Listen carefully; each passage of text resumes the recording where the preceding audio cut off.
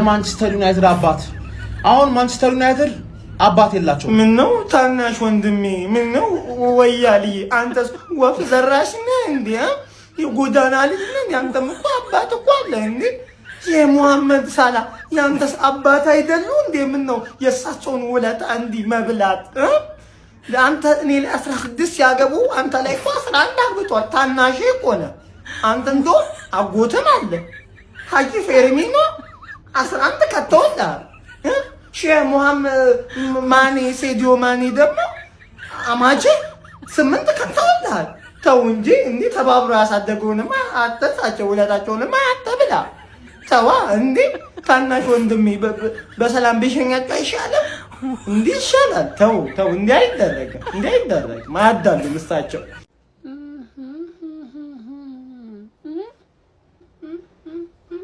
ጀማው ሰላም ናችሁ? እንዴት አያችሁት ይሄን ጥምረት? ዩናይትዶች ልጃችሁን አትረፉት። የተንኮለኛ አምበል ሆኖ ነው የሚመጣላችሁ። አምበል እኔ ለውበቱ አላላይ ይሄ ልጅ ምን ሆኖ ተበላሸ ምናምን እንዳትሉ። መበላሸት አይደለም፣ በቃ ታክቲካል የሆነ ፋውል በመስራት እንግዲህ ያው ቤን ዋይትን የሚደርስ የለም ታውቃላችሁ አይደለ? ጓንት ይፈታል፣ ጸጉር ያሻሻል፣ ከፈለገ መረብ ውስጥ ይከታል ምናምን። በጣም ከበባድ ማለት ነው እንግዲህ የሚሰራ ሰው ነው። ስለሆነ በቀጣይ ይህ ሰውዬ ከሱ የባሰ ሆኖ ሊመጣ ይችላል። የምሬን ነው ብላችሁ እየቀለድኩ አይደለም። ይኸውላችሁ እኔ ገና የእንግሊዝ ብሔራዊ ቡድን የስልጣኔ የመጀመሪያው ፎቶ ግልጥ አድርጌ ሳይ ቤን ዋይትና ይሄንን እንደዚህ ቆሞ እየወራላ ያጀረ ይሄ ማለት ከባድ ጥምረት ነው። ቀጣይ ማግዌር ማለት ነው ማንቸስተር ቤት ሲሄድ ማለት ነው እንደ ዋይት ጓንት አይደለም የሚፈታው የጫማ ክር ነው። እሱ አረገ ብሎ አይቶ ቡብ አርጎ ቀይ አይቶ የሚወጣው ስለሆነ አስጠንቅቁት። ከቤን ዋይት ጋር አይዋል፣ ርቀቱን ጠብቆ እዛ ጋር ይሰጥ። እኔ ግልጽ ስነግራችሁ ማለት እኔ ለበት እንዴ ይሄ እኮ ደግሞ የሆነ ሞኝ ነገር እኮ ነው። ሰው ቢያረገው በሙሉ ያምራል። ይሄ ተንኮለኛ አዋዋላችሁ ጥሩ አይሆንም ብዬ ልንገራችሁ ብዬ ነው። እግር ኳስ ቤተሰብ እኔ ቴንኪው ማን ኧረ በስመ አብ ኢንዶፊራ ማለት አሁን አይደል እንዴ ሳላ ሊቨርፑልን በክረምቱ እንደሚለቅ አስታውቋል። ራሱ ፋብሪዞ ነው የለቀቀው ማለት ነው መረጃውን። በፈጣሪ ስም አንተ ስለ ሾክድ እኮ ነው ያደረገን።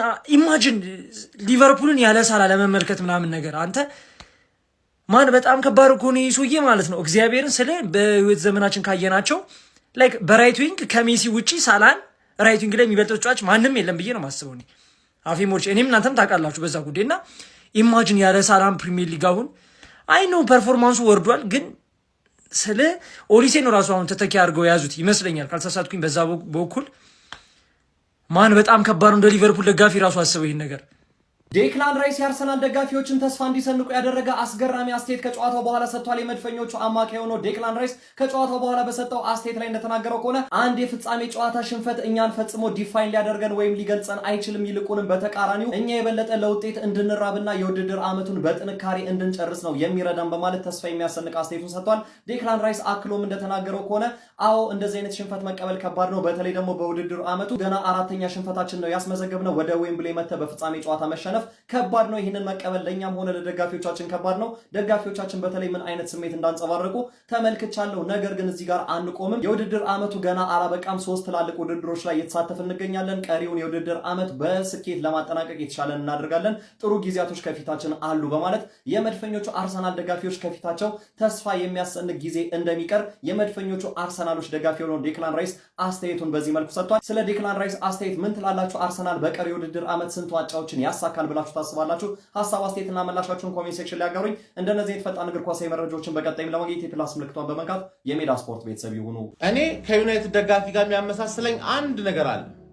ይሄን ነገር አንዴ ብቻ ስለሆነ የምለው ሁላችሁም በደንብ አድርጋችሁ እያዳመጣችሁ ማለት ሁሉም የእግር ኳስ ቤተሰብ ሁሌ ዩናይትድ አከብረዋለሁ ደጋፊው ነው የማይመቸኝ ስል ሰማኛላችሁ። ለምንድን ነው ሌሎቻችንን በተለይ የኔን ክለብ ሌላውን ክለብ በአጠቃላይ የሚያዩበት መንገድ ነው የማይመቸኝ። ግን ከሱ በላይ አንድ ኳሊቲ አለ እኔ በኔ በእግር ኳስ ደጋፊነት ምመዝንበት ማለት ነው። የመጀመሪያው ኳሊቲ ክለብህን ምን ያህል ትወዳለህ። ክለብህን የምትወድ ከሆነ ገባህ ምርጥ ደጋፊ ነህ ማለት። ሁለተኛ ነው ሌሎቹ እንዴት ነው የምታየው፣ እሱ ደግሞ ምን አይነት የእግር ኳስ ደጋፊ ትሆናለህ። ከክለብ አልፎ የእግር ኳስ ደጋፊ ትሆናለህ ብዬ ነው የማስበው። ገባህ። ስለዛ ክለብህን በሆነ ያህል ደረጃ የምትደግፍ ከሆነ ከኔ ክብር አለ ማለት እና ዩናይትድ ደጋፊ ደግሞ ክለቡን በደንብ አድርጎ ነው መደገፍ የሚችለው። አሞሪምን መደገፍ ይችላል አንድ ላይ ማለት ሁሉም ይውጣ ሚል አለ አይውጣም ይላል፣ ግን ይደግፈዋል። እስካለ ድረስ ይደግፈዋል። ሲወጣ የኔን ስም ተጠቅሞ አስካሞሪም ልክ ነበረ እኮ ጎስት ሳይል አይቀር ኖርማል ነው። እስካለ ድረስ ግን ይደግፈዋል። ገባህ አይደል? እኔ ከደጋፊው ማልወደው ሌላዎቹን የሚያይበት መንገድ ነው። ደደብ ስለሆነ ማለት ገባህ?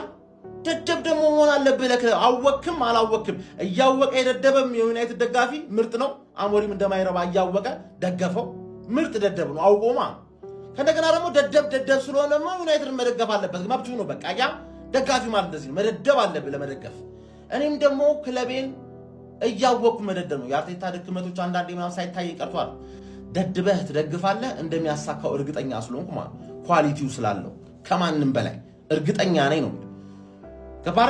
ባልሆንም እርግጠኛ ነኝ። ድገፍ ማለት እንደዚህ አይነት ደጋፊ አለ ወይ? አርሰናል ደጋፊ እርግጠኛ ነኝ እንዳለ ስላለ ክለብን ስደግፍ ዩናይትድ ደጋፊ በሚደግፍበት መንገድ እያወቀም ይደድባል፣ ሳያውቅም ይደድባል። ለክለብህ ምርጥ ደጋፊ የምትሆነው ግን ደደብ ደጋፊ ኮንክ ነው።